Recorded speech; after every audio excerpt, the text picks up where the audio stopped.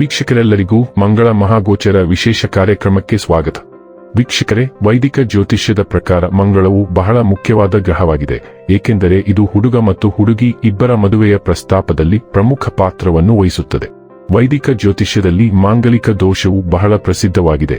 ಆದ್ದರಿಂದ ಹುಡುಗರು ಮತ್ತು ಹುಡುಗಿಯರಿಬ್ಬರ ಜಾತಕವನ್ನು ಮದುವೆಯ ಪ್ರಸ್ತಾಪವನ್ನು ಅಂತಿಮಗೊಳಿಸಲು ಕೇಳಲಾಗುತ್ತದೆ, ಏಕೆಂದರೆ ಈ ದೋಷವು ವ್ಯಕ್ತಿಯ ವೈವಾಹಿಕ ಜೀವನದಲ್ಲಿ ಅಡೆತಡೆಗಳು, ಬ್ರೇಕಪ್, ವಿವಾದಗಳು ಮತ್ತು ವಿಚ್ಛೇದನವನ್ನು ಉಂಟುಮಾಡಬಹುದು. ಮಂಗಳವು ಬಯಕೆ, ಕ್ರಿಯೆ, ಶಕ್ತಿ, ಉತ್ಸಾಹ, ಯುದ್ಧ, ಆಕ್ರಮಣಶೀಲತೆ, ಲೈಂಗಿಕತೆ ಮತ್ತು ಪ್ರತಿಪಾದನೆಯ ಗ್ರಹವಾಗಿದೆ.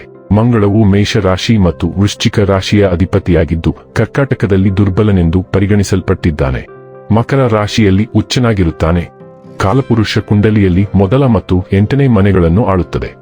ಮಂಗಳನು ಜನ್ಮ ಪಟ್ಟಿಯಲ್ಲಿ ಕಿರಿಯ ಸಹೋದರನನ್ನು ಪ್ರತಿನಿಧಿಸುತ್ತಾನೆ. ಮಂಗಳವು ಸ್ನಾಯು ವ್ಯವಸ್ಥೆ, ಎಡಕಿವಿ, ಮುಖ ಮತ್ತು ತಲೆ, ಮೂತ್ರಕೋಶ, ಮೂಗು, ರುಚಿಯ ಪ್ರಜ್ಞೆ, ಗರ್ಭಾಶಯ, ಮೂತ್ರಪಿಂಡ ಮತ್ತು ದೇಹದ ರಕ್ತ ಪರಿಚಲನೆಯನ್ನು ಪ್ರತಿನಿಧಿಸುತ್ತದೆ. ಮಂಗಳ ಗ್ರಹದ ಬಲವಾದ ಪ್ರಭಾವದ ಅಡಿಯಲ್ಲಿ ಜನಿಸಿದ ಸ್ಥಳೀಯರು ಕೆಂಪು ಛಾಯೆಯೊಂದಿಗೆ ಬಿಳಿ ಮೈಬಣ್ಣವನ್ನು ಹೊಂದಿರುತ್ತಾರೆ. ಸ್ಥಳೀಯರು ಎತ್ತರ ಮತ್ತು ಸದೃಢರಾಗಿರುತ್ತಾರೆ ಮತ್ತು ಮುಖದ ಮೇಲೆ ಮೊಡವೆಗಳು, ದುಂಡಾದ ಕಣ್ಣುಗಳು ಮತ್ತು ಉಳಿದವು ಕಿರಿದಾಗಿರುತ್ತದೆ ಮತ್ತು ಮೂಳೆಗಳು ಕೆಂಪು ಮೂಳೆ ಮಜ್ಜೆಯಿಂದ ತುಂಬಿರುತ್ತವೆ. ಮಂಗಳ ಗ್ರಹವನ್ನು ಯುದ್ಧ, ಸೈನ್ಯ, ಉತ್ಸಾಹ, ಶೌರ್ಯಕ್ಕೆ ಕಾರಣ ಎಂದು ಪರಿಗಣಿಸಲಾಗುತ್ತದೆ. ತಂತ್ರಜ್ಞಾನ, ವಿದ್ಯುತ್, ಹೋರಾಟಗಳಲ್ಲಿ ಇದರ ಪಾತ್ರವಿದೆ. ಜಾತಕದಲ್ಲಿ ಮಂಗಳ ಶುಭ ಸ್ಥಾನದಲ್ಲಿದ್ದಾಗ ಅದು ಶುಭ ಫಲಿತಾಂಶಗಳನ್ನು ನೀಡುತ್ತದೆ. ಮತ್ತೊಂದೆಡೆ ಅದರ ಸ್ಥಾನವು ಅಶುಭವಾಗಿದ್ದರೆ ಫಲಿತಾಂಶಗಳು ಸಹ ಒಂದೇ ಆಗಿರುತ್ತವೆ. ವರ್ಷ 2026 ಜನವರಿ ತಿಂಗಳಿನ 16ನೇ ತಾರೀಕಿನ ದಿನ ಬೆಳಿಗ್ಗೆ 4:27 ಸೈನ್ಯ, ಯುದ್ಧ, ಧೈರ್ಯ ಮತ್ತು ಉತ್ಸಾಹವನ್ನು ಪ್ರತಿನಿಧಿಸುವ ಗ್ರಹವಾದ ಮಂಗಳ ಮಕರ ರಾಶಿಯಲ್ಲಿ ಪ್ರವೇಶಿಸುವನು. ಮಂಗಳವು ಫೆಬ್ರವರಿ ತಿಂಗಳಿನ 23ನೇ ತಾರೀಕಿನವರೆಗೆ ಇಲ್ಲಿಯೇ ಇರುತ್ತದೆ. ಮಕರ ರಾಶಿಯಲ್ಲಿ ಮಂಗಳನ ಸಂಚಾರವು ಸುಮಾರು 1.5 ರಿಂದ 2 ವರ್ಷಗಳಿಗೊಮ್ಮೆ ಸಂಭವಿಸುತ್ತದೆ. ಸಾಮಾನ್ಯವಾಗಿ ಮಂಗಳ ಗ್ರಹವು ಮಕರ ರಾಶಿಯಲ್ಲಿ ಉತ್ತುಂಗಕ್ಕೇರುತ್ತದೆ. ಇದು ಮಂಗಳ ಗ್ರಹಕ್ಕೆ ಉತ್ತಮ ಸ್ಥಾನವೆಂದು ಪರಿಗಣಿಸಲಾಗಿದೆ. ಮಂಗಳ ಗ್ರಹವು ಹಲವಾರು ಗ್ರಹಗಳೊಂದಿಗೆ ಸಂಯೋಗವನ್ನು ರೂಪಿಸುತ್ತದೆ. ಮೇಷ ಮತ್ತು ಸಿಂಹ ಸೇರಿದಂತೆ 5 ರಾಶಿಚಕ್ರ ಚಿಹ್ನೆಗಳಿಗೆ ಮಕರ ರಾಶಿಯಲ್ಲಿ ಮಂಗಳನ ಸಂಚಾರವು ಪ್ರಯೋಜನಕಾರಿಯಾಗಿದೆ. ಕೆಲವು ರಾಶಿಚಕ್ರ ಚಿಹ್ನೆಗಳು ಮಕರ ಸಂಕ್ರಾಂತಿಯ ನಂತರ ಪ್ರಯೋಜನಗಳನ್ನು ಅನುಭವಿಸಲು ಪ್ರಾರಂಭಿಸುತ್ತವೆ ಮತ್ತು ಜೀವನದ ಹಲವು ಕ್ಷೇತ್ರಗಳಲ್ಲಿ ಅನುಕೂಲಗಳನ್ನು ನೋಡುತ್ತವೆ.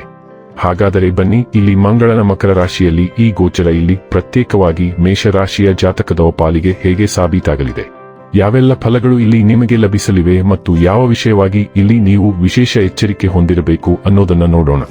ಎಂದಿನಂತೆ ನಮ್ಮ ವಿನಂತಿ ಎಂದರೆ, ನೀವಿನ್ನೂ ನಮ್ಮ ಚಾನೆಲ್ ಅನ್ನ ಸಬ್ಸ್ಕ್ರೈಬ್ ಮಾಡಿಲ್ಲವೆಂದರೆ ದಯವಿಟ್ಟು ಈಗಲೇ ನಮ್ಮ ಚಾನೆಲ್ ಅನ್ನ ಸಬ್ಸ್ಕ್ರೈಬ್ ಮಾಡಿ. ಹಾಗೆ ನಿರಂತರ ವಿಡಿಯೋ ಅಪ್ಡೇಟ್ಸ್ಗಳಿಗಾಗಿ ತಪ್ಪದೇ ಪಕ್ಕದ ಬೆಲ್ ಐಕಾನ್ ಬಟನ್ ಕೂಡ ಕ್ಲಿಕ್ ಮಾಡಿ. ವೀಕ್ಷಕರೇ, ಮಂಗಳ ಗ್ರಹವು ನಿಮ್ಮ ರಾಶಿಯಿಂದ 10ನೇ ಮನೆಗೆ ಸಾಗುತ್ತಿದೆ ಮತ್ತು ಈ ಸಂಚಾರವು ನಿಮಗೆ ಪ್ರಯೋಜನಕಾರಿಯಾಗಿದೆ, ಏಕೆಂದರೆ ಮಂಗಳವು ನಿಮ್ಮ ರಾಶಿಚಕ್ರದ ಅಧಿಪತಿಯಾಗಿದ್ದಾನೆ. ಈ ಸಂಚಾರದ ಸಮಯದಲ್ಲಿ ಮೇಷ ರಾಶಿಯ ವ್ಯಕ್ತಿಗಳು ಹೆಚ್ಚು ಪ್ರಮುಖ ಜವಾಬ್ದಾರಿಗಳು ಅಥವಾ ನಾಯಕತ್ವದ ಸ್ಥಾನಗಳಲ್ಲಿ ತಮ್ಮನ್ನು ಕಂಡುಕೊಳ್ಳಬಹುದು. ಈ ಸಂಚಾರದ ಶುಭ ಪ್ರಭಾವವು ನಿಮ್ಮ ವೈಯಕ್ತಿಕ ಮತ್ತು ವೃತ್ತಿಪರ ಜೀವನದಲ್ಲಿನ ಉದ್ವಿಗ್ನತೆಗಳನ್ನು ಕ್ರಮೇಣ ನಿವಾರಿಸುತ್ತದೆ ಮತ್ತು ನೀವು ಹೆಚ್ಚಿದ ಧೈರ್ಯ ಮತ್ತು ದೃಢನಿಶ್ಚಯವನ್ನು ಅನುಭವಿಸುವಿರಿ. ಪ್ರಮುಖ ನಿರ್ಧಾರಗಳನ್ನು ತೆಗೆದುಕೊಳ್ಳಲು ನಿಮಗೆ ಅನುವು ಮಾಡಿಕೊಡುತ್ತದೆ. ಆದಾಗ್ಯೂ ನಿಮ್ಮ ಆರ್ಥಿಕ ಯಶಸ್ಸಿನಿಂದ ನೀವು ಸಂಪೂರ್ಣವಾಗಿ ತೃಪ್ತರಾಗುವುದಿಲ್ಲ, ಆದರೂ ಈ ಸಮಯದಲ್ಲಿ ನಿಮ್ಮ ಆರ್ಥಿಕ ಪರಿಸ್ಥಿತಿ ಸುಧಾರಿಸುವ ನಿರೀಕ್ಷೆಯಿದೆ. ಸಾಧನೆಗಾಗಿ ನಿಮ್ಮ ಬಯಕೆ ಮತ್ತು ಉತ್ಸಾಹವು ನಿಮ್ಮನ್ನು ಹೆಚ್ಚಿನದನ್ನು ಸಾಧಿಸಲು ಪ್ರೇರೇಪಿಸಬಹುದು. ಮೇಷ ರಾಶಿಯವರಿಗೆ ಮಂಗಳವು ಮೊದಲ ಮನೆಯನ್ನು ಆಳುತ್ತದೆ ಮತ್ತು 8ನೇ ಮನೆ ಆರೋಗ್ಯ ಮತ್ತು ಅಡೆತಡೆಗಳನ್ನು ಸೂಚಿಸುತ್ತದೆ. ಈ ಸಂಚಾರದ ಸಮಯದಲ್ಲಿ ಮಂಗಳವು 10ನೇ ಮನೆಯಲ್ಲಿ ವಾಸಿಸುತ್ತದೆ. ವೃತ್ತಿ ಜೀವನದ ಮುಂಭಾಗದಲ್ಲಿ ಈ ಅವಧಿಯಲ್ಲಿ ನಿಮ್ಮ ವೃತ್ತಿಪರ ಜೀವನಕ್ಕೆ ಸಂಬಂಧಿಸಿದಂತೆ ನೀವು ಹೆಚ್ಚಿನ ಪ್ರಯೋಜನಗಳನ್ನು ಪಡೆಯಬಹುದು. ನಿಮಗೆ ಹೊಸ ಉದ್ಯೋಗಾವಕಾಶಗಳು ಸಿಗಬಹುದು ಮತ್ತು ನಿಮ್ಮಲ್ಲಿ ಕೆಲವರು ನಿಮ್ಮ ನಿರೀಕ್ಷೆಗಳನ್ನು ಪೂರೈಸುವ ಸರ್ಕಾರಿ ಉದ್ಯೋಗಗಳನ್ನು ಪಡೆಯಬಹುದು. ಕೆಲಸಕ್ಕಾಗಿ ಪ್ರಯಾಣ ಹೆಚ್ಚಾಗುವ ಸಾಧ್ಯತೆ ಇದೆ ಮತ್ತು ಅಂತಹ ಪ್ರಯಾಣವು ಗಮನಾರ್ಹ ಪ್ರಯೋಜನಗಳನ್ನು ತರಬಹುದು. ನೀವು ವ್ಯವಹಾರದಲ್ಲಿದ್ದರೆ ಕೆಲವು ಸಮಯಗಳಲ್ಲಿ ನೀವು ಗಣನೀಯ ಲಾಭಗಳನ್ನು ಪಡೆಯಬಹುದು, ಆದರೆ ಇನ್ನು ಕೆಲವು ಸಮಯಗಳಲ್ಲಿ ವಿಷಯಗಳನ್ನು ಯಶಸ್ವಿಯಾಗಿ ನಿರ್ವಹಿಸಲು ಮತ್ತು ಹೆಚ್ಚಿನ ಲಾಭವನ್ನು ಗಳಿಸಲು ನೀವು ಹೆಣಗಾಡಬಹುದು. ಈ ಅವಧಿಯಲ್ಲಿ ವ್ಯವಹಾರದಲ್ಲಿ ಪ್ರತಿಸ್ಪರ್ಧಿಗಳಿಂದ ತೀವ್ರ ಸ್ಪರ್ಧೆ ಇರಬಹುದು. ಯಶಸ್ಸನ್ನು ಸಾಧಿಸಲು, ಹೆಚ್ಚಿನ ಲಾಭಗಳನ್ನು ಗಳಿಸಲು ಮತ್ತು ಸ್ಪರ್ಧೆಯನ್ನು ತಡೆದುಕೊಳ್ಳಲು ನಿಮ್ಮ ತಂತ್ರಗಳನ್ನು ನವೀಕರಿಸುವುದು ಮತ್ತು ನಿಮ್ಮನ್ನು ನೀವು ದೃಢಪಡಿಸಿಕೊಳ್ಳುವುದು ಅತ್ಯಗತ್ಯವಾಗಿರುತ್ತದೆ. ಆರ್ಥಿಕವಾಗಿ ಇದು ಹಣ ಗಳಿಸಲು ಫಲಪ್ರದ ಅವಧಿಯಾಗಿರಬಹುದು, ಆದರೆ ವೆಚ್ಚಗಳು ಸಹ ಏಕಕಾಲದಲ್ಲಿ ಹೆಚ್ಚಾಗಬಹುದು. ನೀವು ಊಹಾತ್ಮಕ ಚಟುವಟಿಕೆಗಳಲ್ಲಿ ತೊಡಗಿಸಿಕೊಂಡರೆ ನೀವು ಅಪಾರ ಪ್ರಯೋಜನಗಳನ್ನು ಪಡೆಯಬಹುದು ಮತ್ತು ನಿಮ್ಮ ಹಣಕಾಸಿನ ಅವಶ್ಯಕತೆಗಳನ್ನು ಯಶಸ್ವಿಯಾಗಿ ಪೂರೈಸಬಹುದು. ಈ ಸಂಚಾರದ ಸಮಯದಲ್ಲಿ ಉಳಿತಾಯಕ್ಕೆ ಹೆಚ್ಚಿನ ಅವಕಾಶಗಳು ಇರಬಹುದು. ಸಂಬಂಧಗಳಲ್ಲಿ ನೀವು ಸಕಾರಾತ್ಮಕ ಕ್ಷಣಗಳು ಮತ್ತು ಪ್ರೀತಿಯನ್ನು ಅನುಭವಿಸಬಹುದು, ಇದು ಸಂತೋಷಕ್ಕೆ ಕಾರಣವಾಗುತ್ತದೆ. ನೀವು ನಿಮ್ಮ ಸಂಗಾತಿಗೆ ಹೆಚ್ಚು ಪ್ರಾಮಾಣಿಕ ಮತ್ತು ಬದ್ಧರಾಗಿರುವ ಸಾಧ್ಯತೆಯಿದೆ. ನಿಮ್ಮ ಪ್ರಾಮಾಣಿಕತೆ ಮತ್ತು ಸಮರ್ಪಣೆಯಿಂದಾಗಿ ನಿಮ್ಮ ಮತ್ತು ನಿಮ್ಮ ಸಂಗಾತಿಯ ನಡುವೆ ಸಾಮರಸ್ಯ ಮತ್ತು ಭಾವನಾತ್ಮಕ ಬಂಧವು ಬಲಗೊಳ್ಳಬಹುದು. ಆರೋಗ್ಯದ ದೃಷ್ಟಿಯಿಂದ ಯಾವುದೇ ಪ್ರಮುಖ ಆರೋಗ್ಯ ಸಮಸ್ಯೆಗಳನ್ನು ಸೂಚಿಸಲಾಗುವುದಿಲ್ಲ, ನೀವು ತಲೆನೋವಿನಂತಹ ಸಣ್ಣ ಸಮಸ್ಯೆಗಳನ್ನು ಮಾತ್ರ ಅನುಭವಿಸಬಹುದು.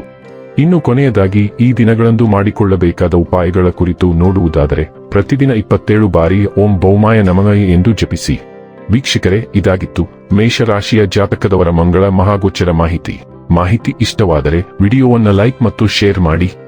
ಜೈ ಶ್ರೀರಾಮ್. ಕಾಮೆಂಟ್ ಬಾಕ್ಸ್ನಲ್ಲಿ ಬರೆಯಿರಿ, ಹಾಗೆ ಚಾನೆಲ್ ಸಬ್ಸ್ಕ್ರೈಬ್ ಮಾಡುವುದರ ಜೊತೆಗೆ ನಿರಂತರ ವಿಡಿಯೋ ಅಪ್ಡೇಟ್ಸ್ಗಳಿಗಾಗಿ ಪಕ್ಕದ ಬೆಲ್ ಐಕಾನ್ ಕ್ಲಿಕ್ ಮಾಡಿ.